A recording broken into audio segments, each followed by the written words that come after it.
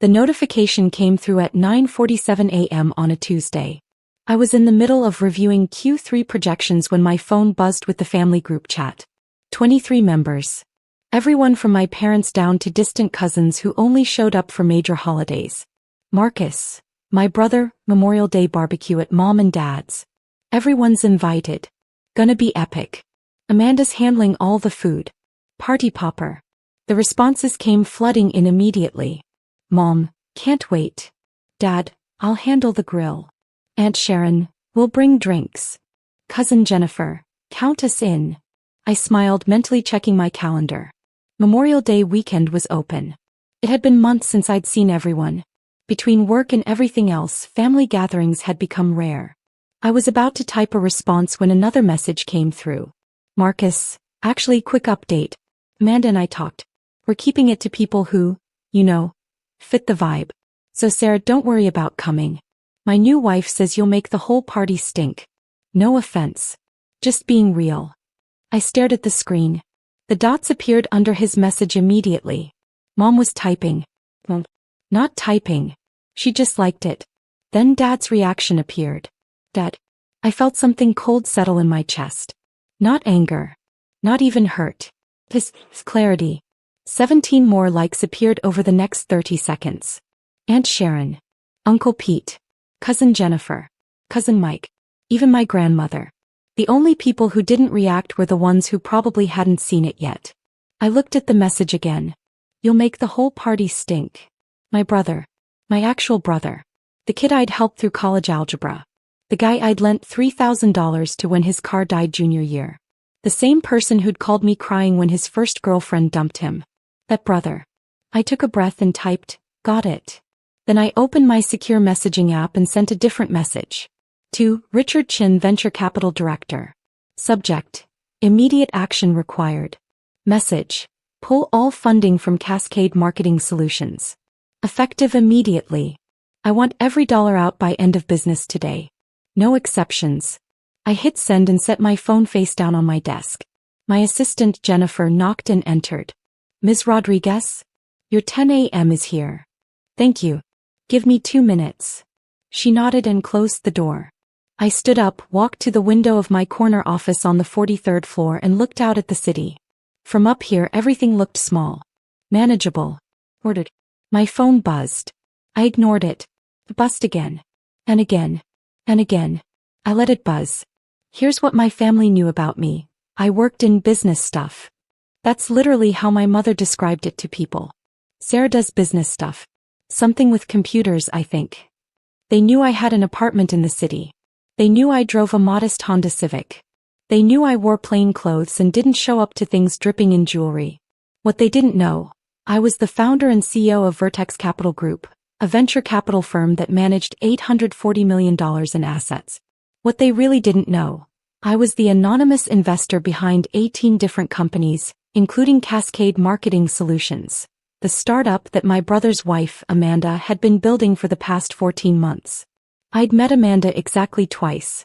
Once at Marcus's engagement party, where she'd spent 20 minutes talking about her revolutionary marketing platform and how she was disrupting the industry. She'd been charming, enthusiastic, full of ideas.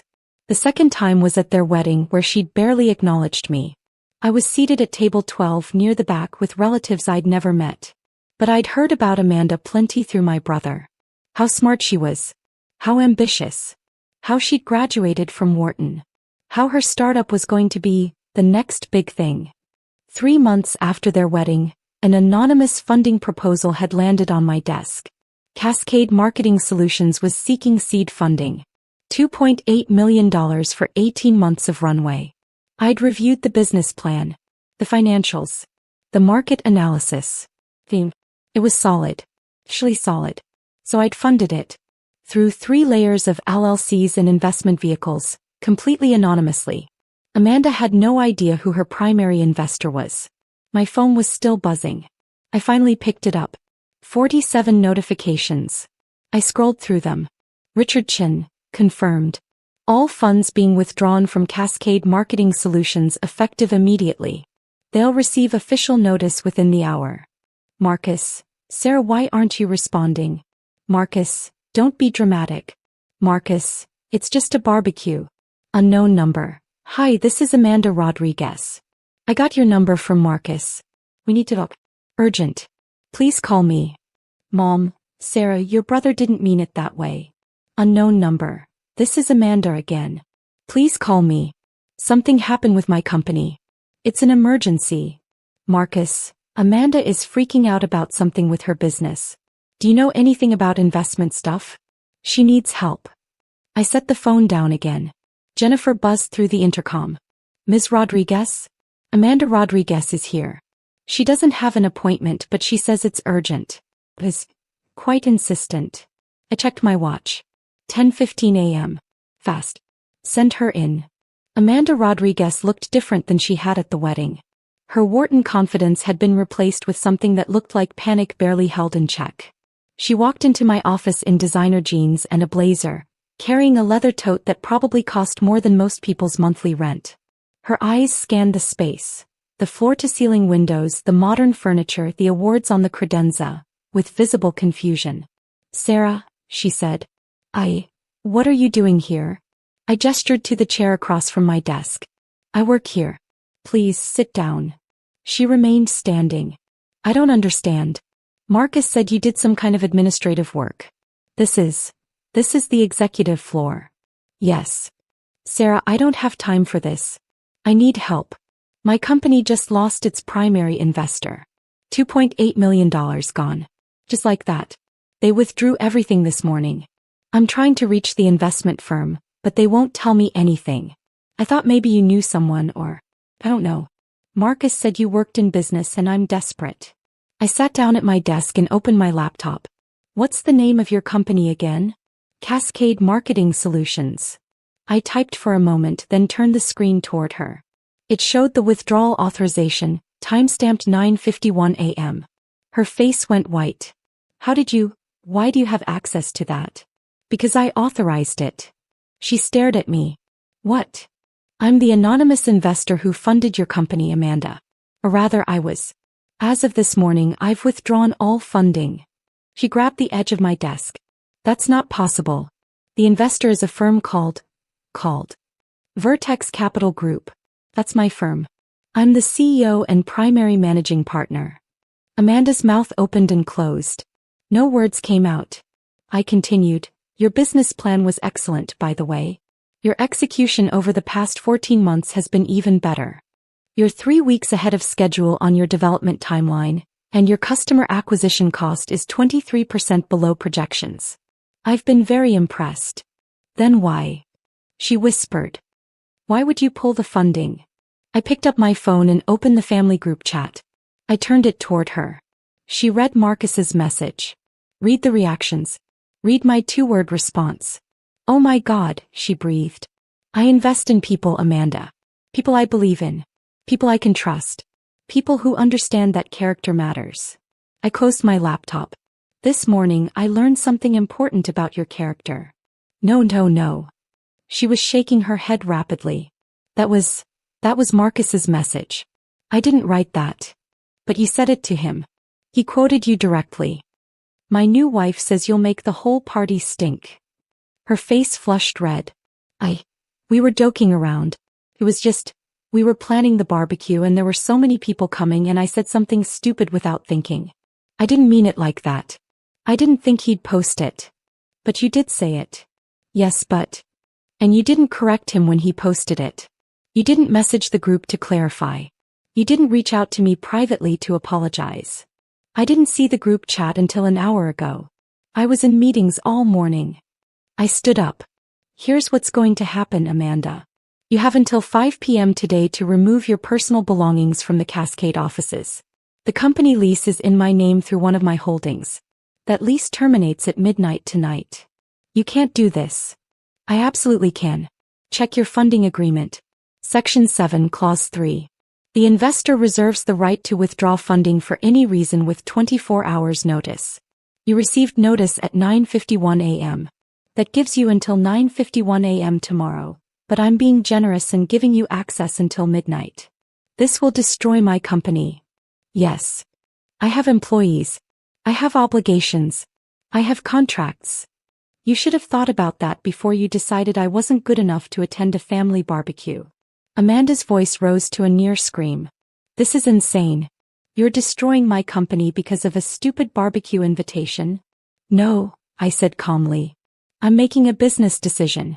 I don't invest in people who treat others, especially family members, with casual cruelty. That's not the kind of partner I want in my portfolio. He was crying now. Actual tears streaming down her face. Please, Sarah. I'll apologize. I'll fix this. I'll make Marcus apologize. We'll uninvite everyone else and just have you at the barbecue. Whatever you want. I don't want to go to your barbecue, Amanda. Then what do you want? I walked to my office door and opened it. I want you to understand that actions have consequences. And I want you out of my office. She stood there trembling. You're a monster. No. I'm just someone who learned a long time ago that you teach people how to treat you.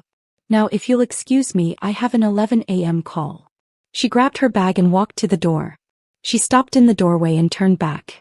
Marcus was right about you, she said, venom in her voice. You're a problem. You're bitter and jealous and... Jennifer, I called to my assistant. Please escort Ms. Rodriguez to the elevators. Amanda left, her heels clicking angry staccato beats down the hallway.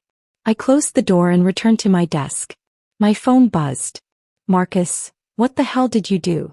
I silenced my phone and returned to my Q3 projections. The messages didn't stop. By noon, I had 247 unread messages in the family group chat. By 2 p.m. my voicemail was full. By 4 p.m. my mother was in my lobby. Jennifer buzzed through. Your mother is here. She seems upset. Send her up. My mother had never been to my office. She didn't even know the name of my company. For all she knew, I was a mid-level manager somewhere. The expression on her face when she walked off the elevator, when she saw the Vertex Capital Group logo on the wall, when the receptionist greeted me as Ms. Rodriguez, when she followed Jennifer down the executive corridor, was almost worth the price of admission. She entered my office in silence. I gestured to the chair. Mom. She sat down slowly, looking around the office like she'd entered an alternate dimension. Sarah, what is this? This is where I work. You're a secretary here? I'm the CO. She blinked.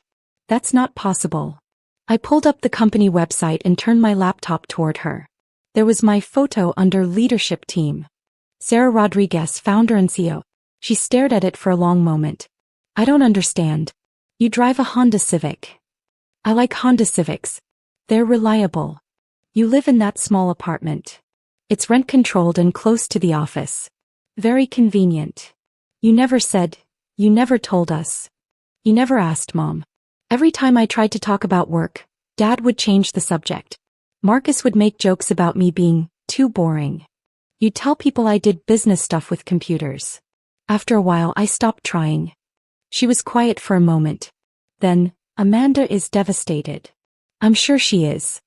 Her company is ruined. She might have to declare bankruptcy. That's unfortunate. Sarah, you can't do this to family. I leaned back in my chair. Mom, let me ask you something. Why did you like Marcus's message this morning? She looked confused. What message? I showed her the group chat on my phone. She read it and her face went pale.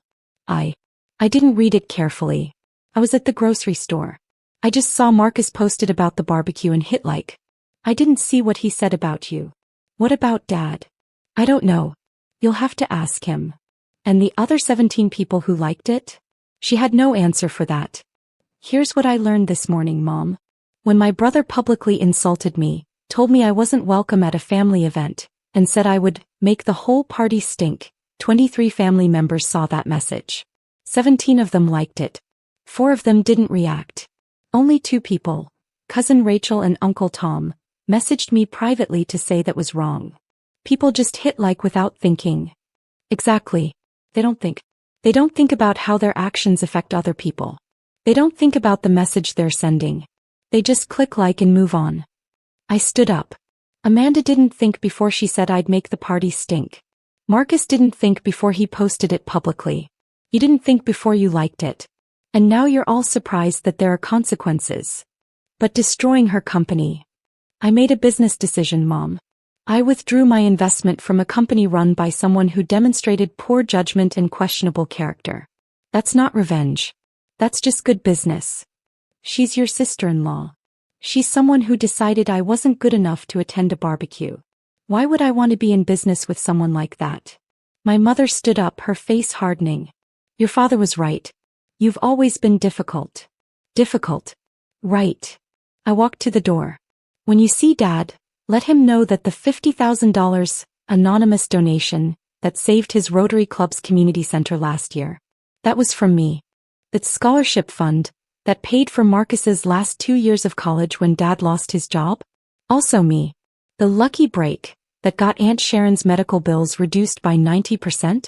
I made a phone call. The coincidence that Uncle Pete got hired at his current company right after his wife got sick? I'm on their board. She stared at me.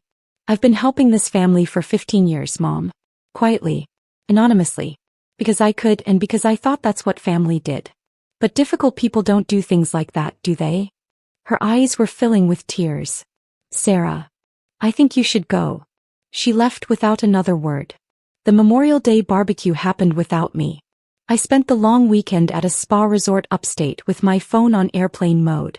When I turned it back on Tuesday morning, I had 847 notifications.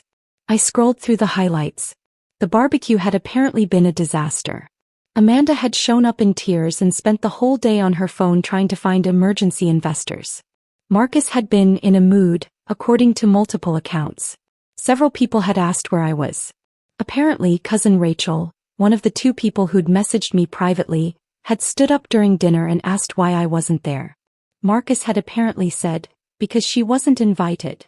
Rachel had apparently replied, why not? And then someone had shown her the group chat message.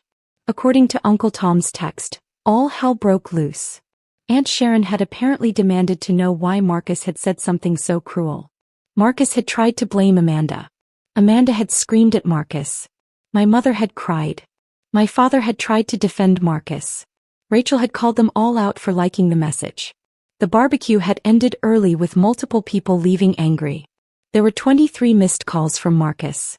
14 from Amanda. 8 from my mother. 3 from my father. And 1 from my grandmother that just said, call me. I called my grandmother. Sarah, she said when she answered. Thank God. Are you all right? I'm fine, Grandma. I heard what happened. I've been in Tampa visiting your aunt, so I didn't see any of this until yesterday. I'm so sorry, sweetheart. It's okay. It's not okay. What your brother did was cruel. What everyone else did by liking it was worse. She paused. Your mother told me about your office. About your company. Ah. Why didn't you tell us? Would it have mattered? She was quiet for a long moment. Probably not. And that's the real problem, isn't it? I didn't answer. For what it's worth, Grandma continued, I'm proud of you. I'm proud of what you've built. And I'm proud that you stood up for yourself. Thanks, Grandma. But Sarah, what you did to Amanda's company, that was harsh. It was business. Was it? I looked out my office window. She treated me like I was worthless, Grandma. Like I was so beneath her that my presence would literally stink up her party. And everyone just accepted that. Agreed with it. Liked it. I know. So yes, I pulled my investment. Because I don't want to be in business with people who think that's acceptable. That's fair, Grandma said. But what now? What do you mean? I mean, what happens next? You've made your point. You've shown them all who you really are. You've taught them a lesson about consequences. But Sarah, you still have to live with these people being your family. Do I? Yes. Whether you like it or not, they're still your family. Marcus is still your brother. Your parents are still your parents. She sighed. I'm not saying you have to forgive them. I'm not saying you have to go to their events. I'm just saying, don't burn it all down. Not yet. Give them a chance to understand what they did wrong. They've had chances, Grandma. I know. But maybe now they'll actually take them. Marcus showed up at my office on Wednesday. Jennifer tried to stop him, but he pushed past her into my office. You can't keep ignoring me, he said. I looked up from my computer. Jennifer's fine. Close the door. She did reluctantly. Marcus stood in front of my desk, and for the first time I saw what this had cost him. He looked exhausted. His eyes were red. His shirt was wrinkled. "Amanda left me," he said. I kept my expression neutral. "I'm sorry to hear that." "No, you're not. This is what you wanted." "I didn't want anything, Marcus. I just made a business decision." "Bullshit." He slammed his hand on my desk. "You destroyed her company because she said something stupid. Because of a fucking barbecue. Lower your voice. You ruined her life." "I withdrew an investment." "That's not the same thing." "She had to lay off 12 people. She had to break contracts. She might get sued. Then she should have built a more resilient business model. She should have diversified her funding sources. She should have what? Known that her husband's sister was secretly some kind of corporate puppet master? That you'd destroy everything she built over one comment." I stood up. "It wasn't one comment, Marcus. It was the fact that you thought it was okay to publicly humiliate me. It was the fact that Mom and Dad and 17 other people liked that message. It was the fact that not one of you thought, hey, maybe this is cruel. Maybe we shouldn't exclude Sarah from a family event and mock her at the same time." "It was a joke." "Was it? Because it didn't feel like a joke to me." He ran his hands through his hair. "I'm sorry, okay? I'm sorry I posted that. I'm sorry Amanda said it. I'm sorry everyone liked it. I'm sorry for all of it." "Is that what you want to hear?" "What I want, Marcus, is for you to understand why I did what I did. Because you're petty and vindictive? Because I'm done being treated like I don't matter." That stopped him.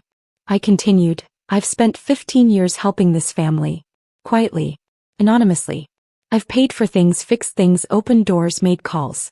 I've done it all without asking for credit or recognition. But apparently that didn't earn me basic respect. It didn't earn me the right to be treated like a valued member of this family.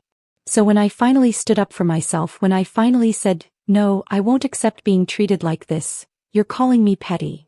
"Sarah. Do you know why I never told anyone about my company? Because every time I tried to talk about work, Dad would say it was boring. Every time I tried to share something I was proud of, you'd make a joke. Every time I wore something nice or did something for myself, Mom would make a comment about me putting on airs. So I stopped trying. I kept my life separate. I drove my Honda and lived in my small apartment and kept my mouth shut." Marcus sank into the chair. "I didn't know. You didn't ask." We sat in silence for a moment. Finally, Marcus said, "Amanda's parents are helping her. She might be able to salvage something." "Good.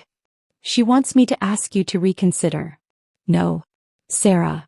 "No, Marcus. That bridge is burned. I will never do business with Amanda, and I will never invest in her companies. She's on her own." He nodded slowly, then stood to leave.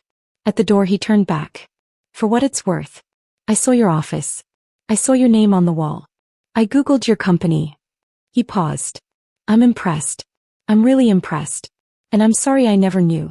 I'm sorry I never asked." "Thank you. Does this mean you're coming to Thanksgiving?" "I don't know yet." He nodded and left. It's been 6 months since the barbecue that never happened. Amanda and Marcus are still separated. Last I heard, she's working as a marketing consultant and trying to rebuild. Marcus is in therapy. My mother calls once a week. The conversations are stilted and awkward, but we're trying. My father and I haven't spoken. He sent one email that just said, "We should talk." I replied, "When you're ready to listen." He hasn't responded. The family group chat still exists, but it's mostly quiet now. People post occasionally, birthday announcements, holiday photos, but the casual cruelty is gone. Everyone's more careful. Cousin Rachel and I have gotten close. She's the only one who really understood. Grandma still calls every Sunday. Last week I got an invitation. Thanksgiving at my parents' house. Handwritten. Addressed to me specifically. "We would be honored if you would join us." I haven't responded yet. My therapist says I should go if I want to, but only if it's truly what I want. Not out of obligation. Not out of guilt. Not because they've suffered enough. Only if I want to. I'm still deciding. Because here's what I've learned. Family is supposed to be the people who see you. Who value you. Who would never publicly humiliate you and expect you to just take it. And if your biological family can't do that, maybe you need to build a different kind of family. Maybe that's what I've been doing all along. Building something real, something valuable, something strong without needing their permission or their approval. My company is thriving. My investments are solid. My life is exactly what I built it to be. And if they want to be part of that, they're going to have to earn it. One real conversation at a time. One genuine apology at a time.